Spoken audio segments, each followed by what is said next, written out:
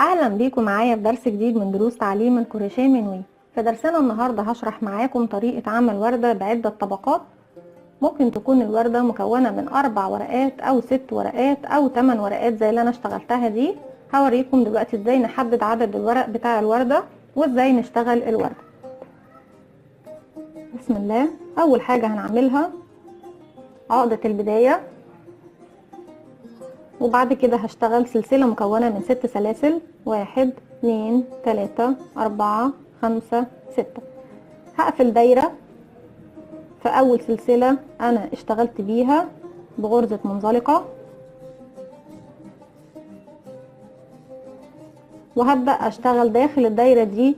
عايزة اعمل 8 فراغات لان انا هشتغل وردة مكونة من 8 بتلات. هرتفع 4 سلاسل، 1 2 3 4، سلسلتين منهم ارتفاع غرزة النص عمود، والسلسلتين التانيين اللي هم المسافة او المساحة بتاعة الفراغ اللي هشتغل. هبدأ اشتغل اول غرزة نص عمود، ادي 1، وزي ما انتوا شايفين كونا اول فراغ عندنا من ال8، والسلسلتين الاولانيين زي ما اتفقنا دول الارتفاع، والسلسلتين دول مساحة الفراغ. هشتغل كمان سلسلتين وكمان غرزة نص عمود في داخل الدايرة هي،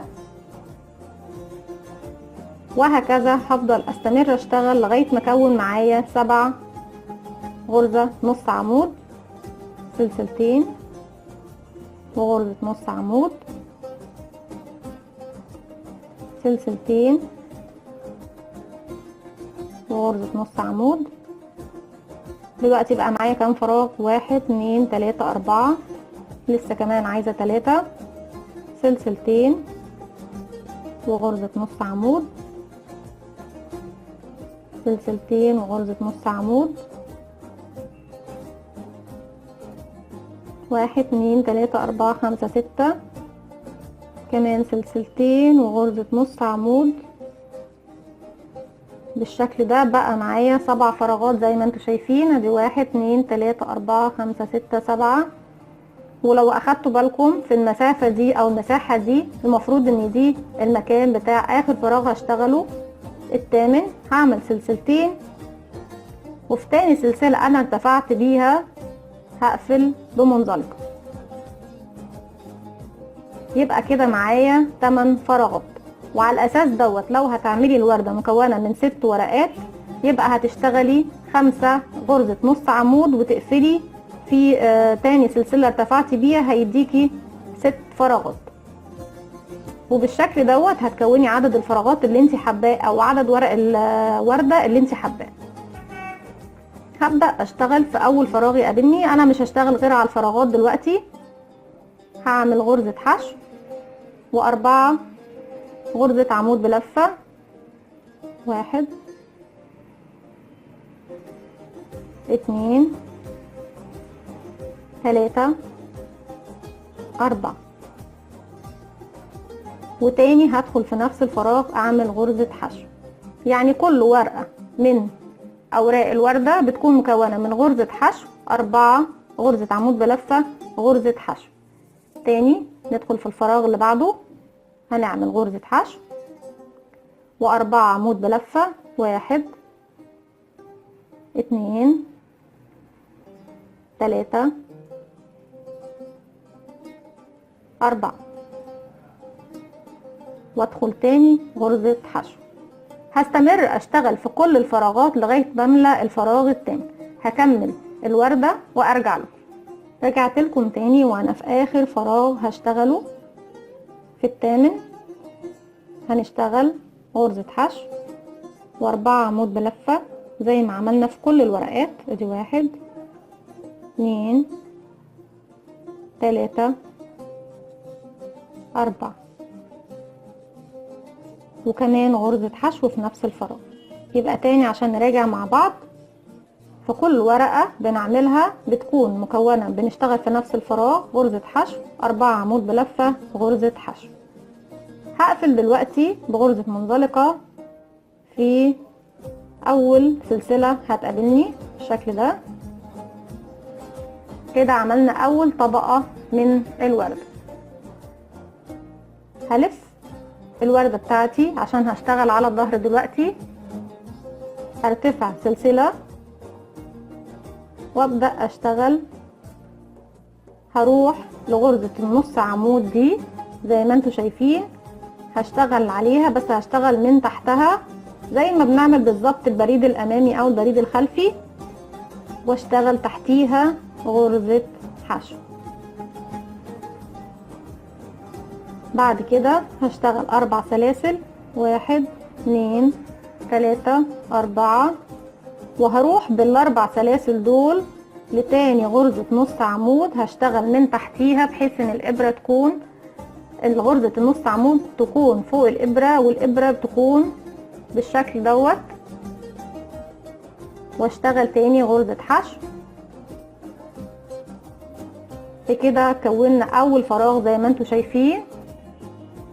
تاني هعمل 4 سلاسل، 1 2 3 4، واروح لغرزة النص عمود اللي بعدها بنشتغل من تحتها زي ما انتوا شايفين كده، اعمل غرزة حشو.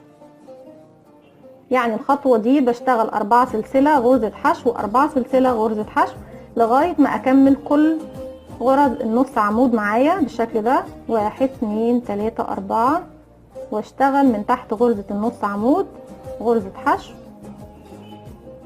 تاني 1 2 3 4، واروح لغرزة النص عمود اللي بعدها قدامي اهي، اشتغل من تحتها غرزة حشو.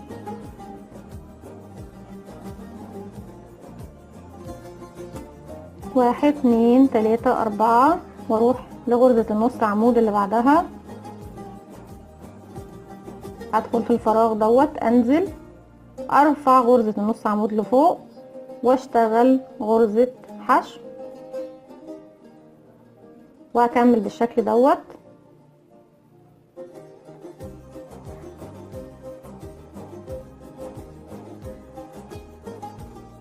وناخد بالنا ما نشتغلش في نص عمود قبل التاني.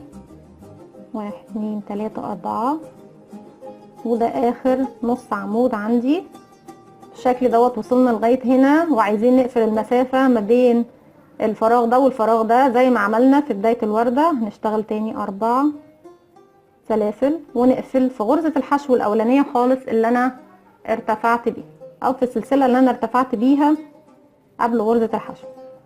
وبالشكل دوت اتكون معايا 8 فراغات تانيين اهم دول. هلف الوردة بتاعتي تاني وهبدأ اشتغل في الفراغات اللي احنا كوناها دي. في السطر دوت احنا كنا بنشتغل في كل ورقة من الوردة غرزة حشو 4 عمود بلفة غرزة حشو، لكن طالما زودنا عدد السلاسل اللي احنا اشتغلنا عليها يبقى لازم نزود عدد العمود بلفة او عدد الغرز اللي بنشتغلها داخل الفراغ.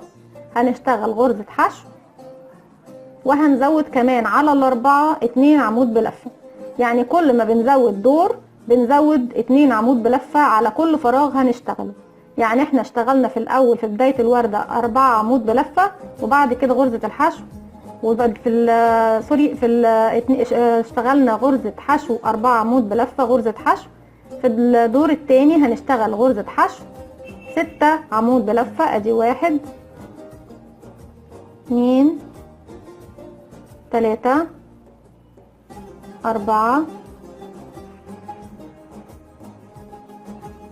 5 6، كمان غرزة حشو.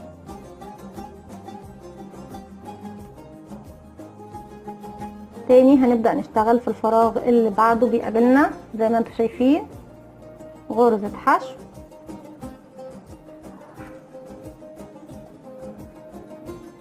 6 عمود بلفة زي ما اتفقنا ان احنا زودنا عدد 2 عمود بلفة. 1 2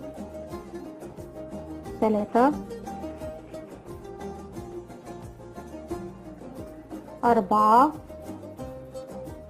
5 6، كمان غرزة حشو. يعني في الجزء الاول من الوردة اشتغلنا غرزة حشو 4 عمود بلفة غرزة حشو. في الدور التاني اشتغلنا غرزة حشو 6 عمود بلفة غرزة حشو. تاني هكمل غرزة حشو 6 عمود بلفة غرزة حشو لغاية ما اخلص كل الفراغات الموجودين عندي. هخلص الفراغات وارجع لكم. رجعت لكم تاني، وده اخر فراغ هشتغل فيه في الدور التاني. هندخل غرزة حشو 6 عمود بلفة، 1 2 3 4 5 6 وكمان غرزة حشو.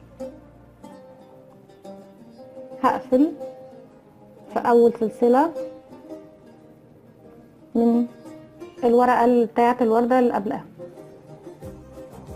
بالشكل دوت قفلنا الدور التاني. لو عايزين نرتفع لاكتر من طبقة او عدة طبقات تانية، هرتفع سلسلة واضير الوردة بتاعتي بالشكل ده، وهروح مش هروح طبعا لغرزة النص عمود الاولانية اللي انا دخلت فيها، لا، هروح لغرزة الحشو اللي احنا ارتفعنا بيها هنا اهو تحت السلسلة على طول، واشتغل غرزة حشو. كنا في الدور اللي فات او في الراوند اللي فات بنرتفع 4 سلاسل وندخل في العمود اللي قدامي على طول. لا، في كل دور هنزود غرزة سلسلة، يعني بدل ما كنا بنعمل 4 هنعمل 5. 1 2 3 4 5، واروح لغرزة الحشو اللي قدامي على طول هنا، اشتغلها زي ما كنت بشتغل غرزة النص عمود، اشتغل فيها او من تحتها غرزة حشو، وهكذا 5 سلسلة. 1 2 3 4 5، واروح للفراغ اللي قدامي على طول اشتغل فيه. وناخد بالنا انا ما بدخلش في الفراغات اللي تحت بتاعه الطبقه الاولى، لا، انا بدخل في الفراغات الفوق اللي هي ديت، اشتغل من تحتيها غرزة حشو تحت غرزة الحشو اللي فاتت. تاني نكمل 5 1 2 3 4 5، واروح لغرزة الحشو اللي قدامي على طول اشتغل من تحتها، وزي ما اتفقنا ما نشتغلش في دي، نشتغل في دي غرزة حشو.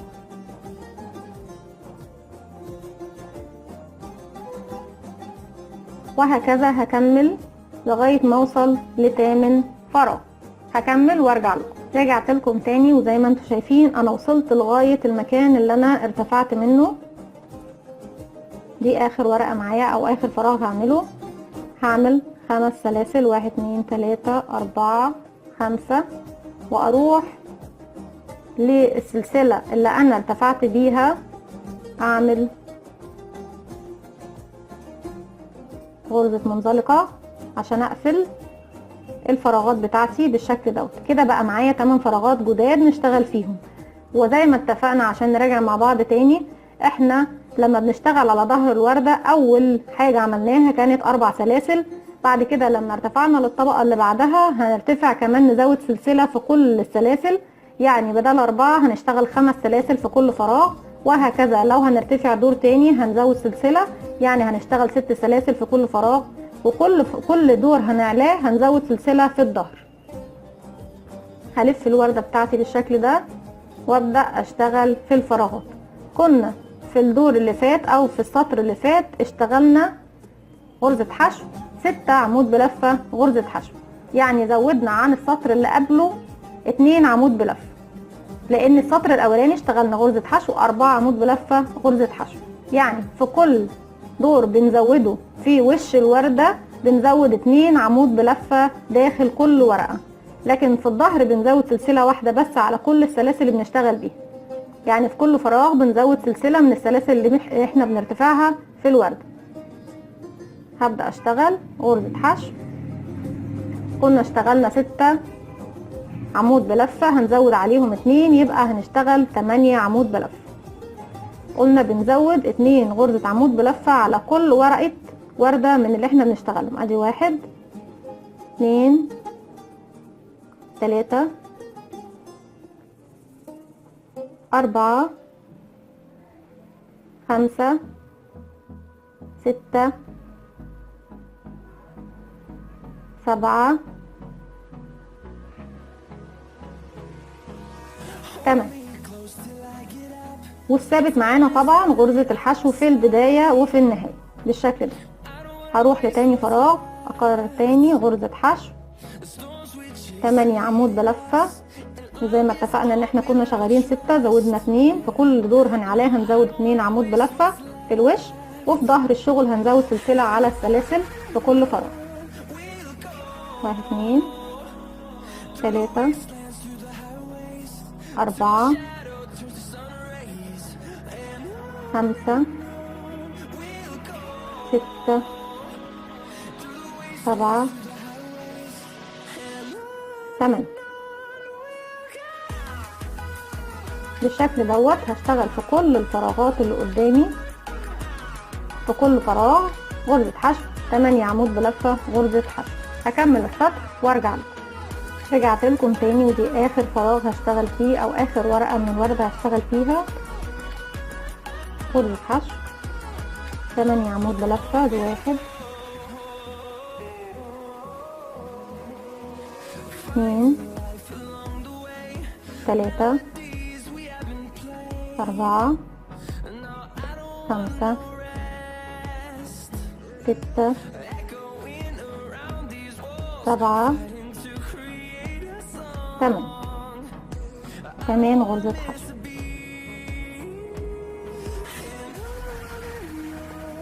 هقفل في السلسلة الأولى من الورقة اللي قصادها.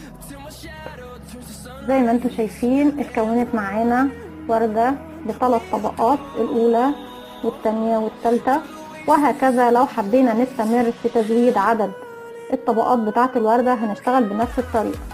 بالنسبة لوش الوردة في كل ورقة بنزود 2 عمود بلفة، يعني بدأنا ب4 عمود بلفة، في السطر اللي بعده اشتغلنا 6 عمود بلفة، في السطر اللي بعده اشتغلنا 8، وهكذا. لو هنشتغل سطر تاني يبقى 10 12 14 حسب عدد الطبقات اللي احنا عايزينها. لو هنفكر في عدد السلاسل اللي بنزودها في ظهر الشغل، بدأنا ب4 زودنا كمان واحدة يبقى 5، في السطر اللي بعده هيبقى 6 وحدات، يعني في الظهر بنزود سلسلة واحدة، وفي الوش بنزود 2 عمود بلفة. بالشكل دوت شرحت معاكم النهارده الوردة، يا رب تكون سهلة وعجبتكم. لو عجبكم الفيديو اعملوا لنا لايك وشير وسبسكرايب، واستنوني في فيديو جديد من وي.